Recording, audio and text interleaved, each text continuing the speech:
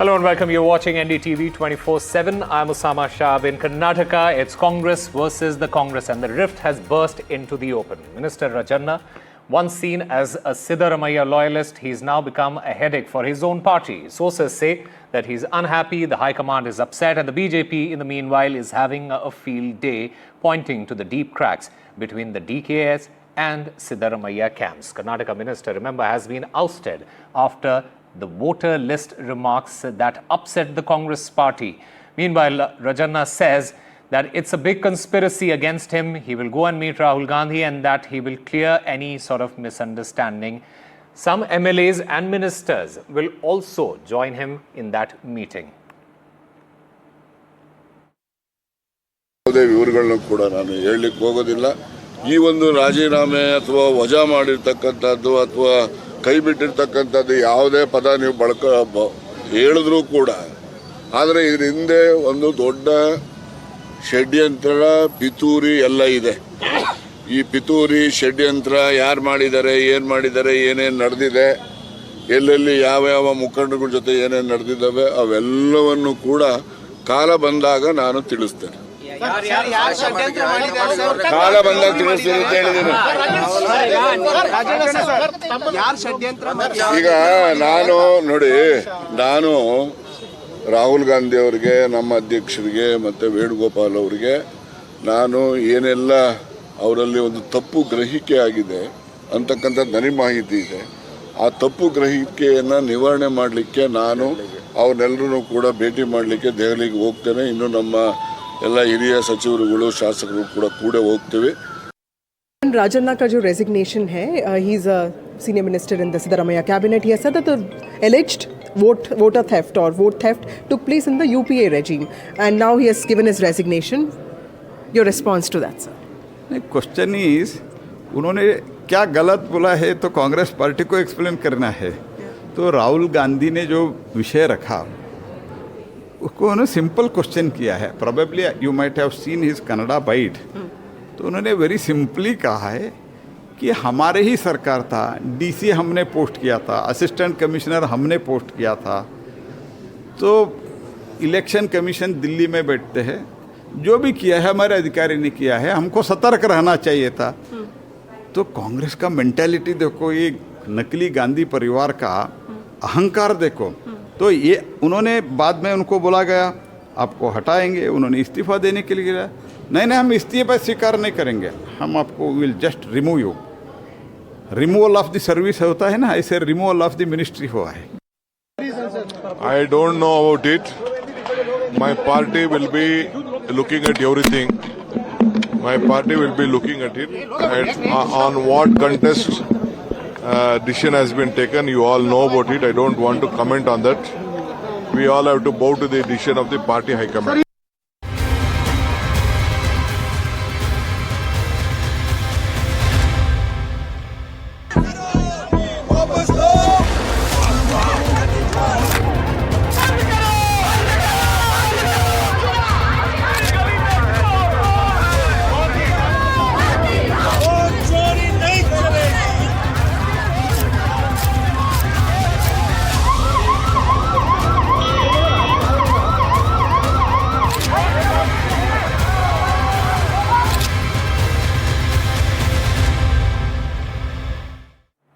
Well, it's a no-holds-barred clash between the Election Commission and the opposition, and now the India bloc.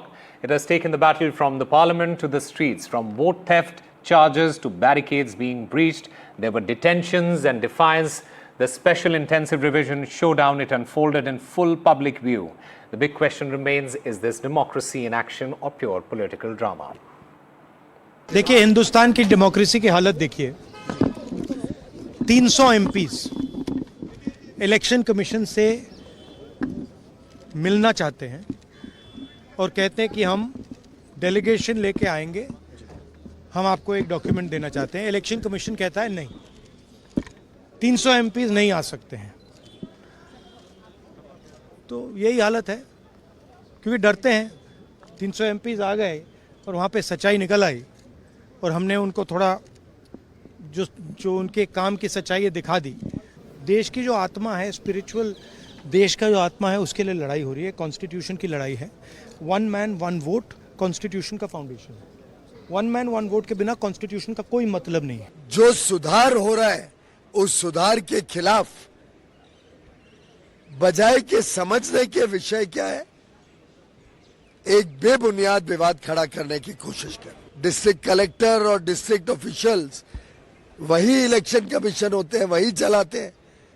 तो हर एक राज्य में उनके राज्य के जो इलेक्टोरल ऑफिसर्स हैं वो सुधार अगर करते हैं और ईमानदारी से अच्छी इलेक्शन लिस्ट बनती है, वोटर लिस्ट बनती है, वो हम सबका सामूहिक प्रयास होना चाहिए।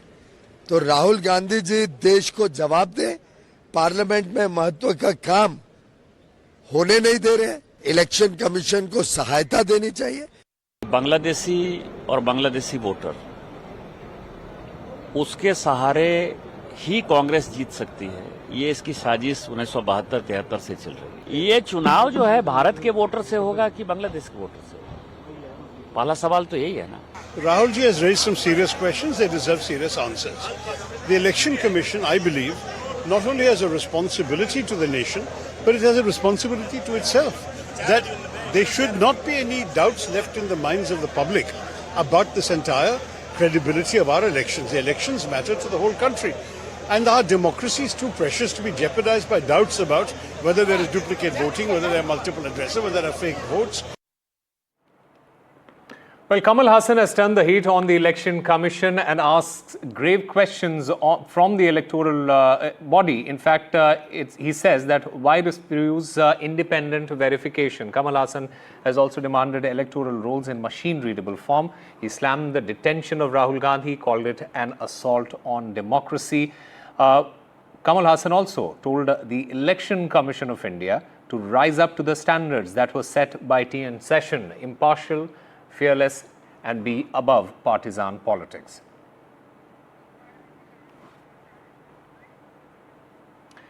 Where the government of India has briefed a parliament panel on the recent trade tensions with the United States, particularly focusing on President Donald Trump's decision to double tariff on Indian goods to 50%. And despite the tariff hike, India remains hopeful for negotiations, talks with the United States. The Congress, in the meanwhile, views the relationship with the US as important, but also stresses that trade is only one facet of their bilateral ties. Despite the tensions, India, like I said, remains hopeful for negotiation talks. Very interesting briefing meeting. As you can see, it took 3 hours, which is unusual for our committee. 22 members participated. Maybe over 50 questions would have been asked to the Foreign Secretary and the Commerce Secretary, reflecting the interest of the nation in knowing more about all these developments involving tariffs, involving the negotiations with the US. The Foreign Secretary took pains to reaffirm the importance of the Indo-US relationship. But I feel the committee has left feeling fairly satisfied that many of the issues that were on the minds of people are issues that our senior colleagues in government are thinking about and have given us credible responses to. Welcome back. Ahead of the much-awaited Trump-Putin meeting in Alaska, the Ukrainian President Volodymyr Zelenskyy and Prime Minister Narendra Modi, they spoke over a phone call to discuss the Russia-Ukraine war and the possible peace efforts. President Zelenskyy, on call with Prime Minister Modi, highlighted that at a time when there is finally a diplomatic possibility to end the war, Russia is showing only its desire to continue the war instead of demonstrating readiness for a ceasefire. Now, amid US President Donald Trump's tariff war against India, the Ukrainian leader also raised the issue of sanctions against Russia, with President Zelenskyy calling New Delhi to limit the export of Russian energy, particularly oil, to reduce its potential and ability to finance the continuation of this war. Meanwhile, Prime Minister Modi has thanked Zelenskyy and reaffirmed India's steadfast and consistent position for peaceful settlement of the conflict and support for efforts aimed at earliest restoration of peace. All right, big breaking news coming in at this point of time. The US Department of State has designated the Balochistan Liberation Army, or the BLA, and its alias Majid Brigade as a foreign terrorist organization, citing their terrorist activities, including the deadly attacks and hijackings, is what the US has said. This designation blocks the BLA's property and the interest in the United States as well, prohibits transactions with them, and aims to curtail their terrorist activities. Shivarur joins us on the phone line to get us more on this. Shiv, how should the world look at this in the larger context? Well, Osama, the designation of terror groups by the United States has lost meaning in the recent years. Remember, this designation of the Balochistan Liberation Army and its alias, the Majid Brigade, as a foreign terrorist organization has happened just about a few weeks after the Resistance Front, or the TRF, which is an alias of the Lashkar-e-Taiba, was similarly designated as a foreign terrorist organization by the U.S. State Department last month. Now, while this is an important step that is taken, the context needs to be seen, because under Trump, such designations are being distributed to allies like, almost like return presents after a birthday party. Asim Munir, who is in the United States, or he's just returned from the United States, this designation comes immediately on the back of that visit, and the two can easily be linked, because Asim Munir is clearly someone who has made his adoration and devotion to Trump quite public. He has formally called for a Nobel Peace Prize for Donald Trump as well, and therefore it is clear to see that this is just Trump doling out the gifts, as it were, to show his to show that he's acknowledging the devotion and the respect that has been paid by Asim Munir. So that's what this is in essence. But if you look at it officially in terms of the detail, designation of a foreign terrorist organization limits their fundraising ability, their movements, their ability to access logistics, etc.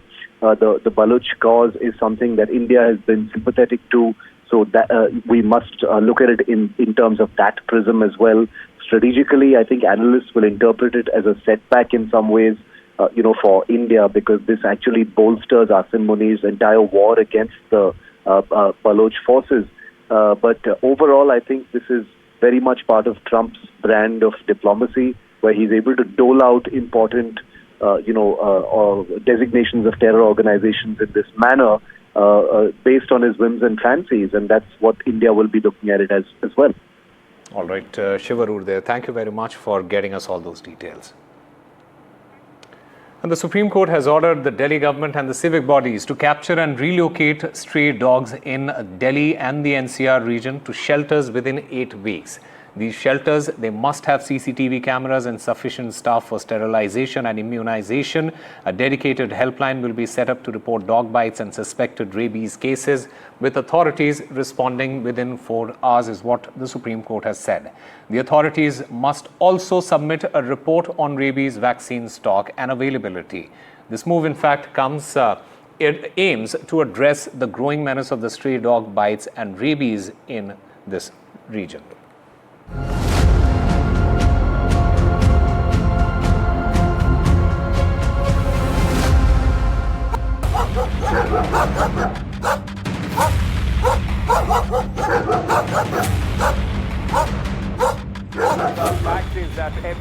It started with a campaign. NDTV reporting every attack, every victim's ordeal, asking questions, seeking a fix to the stray dogs menace in the country. Now the Supreme Court has spoken, calling the stray dog menace a serious public safety concern. The Apex Court noted the need to round up stray dogs and directed the Municipal Corporation of Delhi to pick up the stray dogs and relocate them to other locality.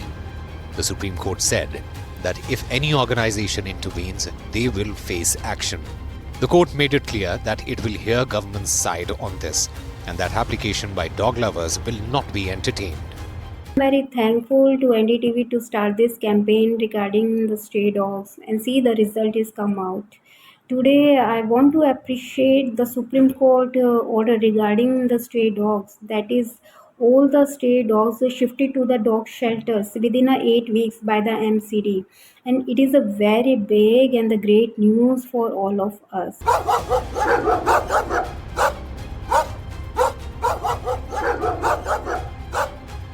Between January and June this year, 49 rabies cases, 35,198 animal bite incidents reported in Delhi. From finding enough shelter place to ensuring proper care, the challenge ahead is immense. But the court has made it clear, delays will not be tolerated. The Municipal Corporation of Delhi has now formed a special committee to carry out the court's directive, balancing humane treatment with immediate removal from the streets. NDTV को भी बधाई देना चाहता हूँ, आपने जनता से जुड़ा हुआ मुद्दा उठाया है और ये जो आपका अभियान है इस विषय को सभी लोगों ने संज्ञान लिया था और आज कोर्ट का जो निर्णय है वो निर्णय मेरा ये मानना है कि दिल्ली सरकार जिस दिशा में आगे बढ़ रही थी पिछले कुछ समय से मुख्यमंत्री जी के नेतृत्व में, उसी दिशा में हमारे को और सरल करने का काम सुप्रीम कोर्ट का ये आदेश करेगा. But not everyone is on board. और फ्राइडे को ही तय हुआ था एक 14 पॉइंट प्रोग्राम चल जाएगा और उसमें 2 साल के अंदर अंदर सबको राहत मिलती. लेकिन अब ये जजमेंट आ गया. अब ये जजमेंट मुझे नहीं मालूम कि लीगल भी है कि नहीं, बस एक गुस्से में देने वाला, आप आओ बैठो रोब जमाओ जजमेंट दे दो और कहो कि कोई नहीं बोलेगा, कोई मुझे सुनना नहीं है. With a deadline now in place, the stray dog crisis is finally seeing concrete orders from the top. NDTV will keep tracking whether this ruling stays on paper or clear the streets. With Nupur Dogra, Aarti Krishnan, Malvika Murali, Bureau Report, NDTV. 7 days after the devastating flash floods in Uttarkashi, Dharali and Harsil villages, they are still battling nature's fury. Relief operations are currently underway with over 1,000 people evacuated and 800 personnel from the Army, ITBP, the NDRF and SDRF, along with the state government working together to rescue those who are stranded. The government has announced financial assistance of over Rs 5 lakh for the affected families and also trying to restore road connectivity with essential supplies being distributed.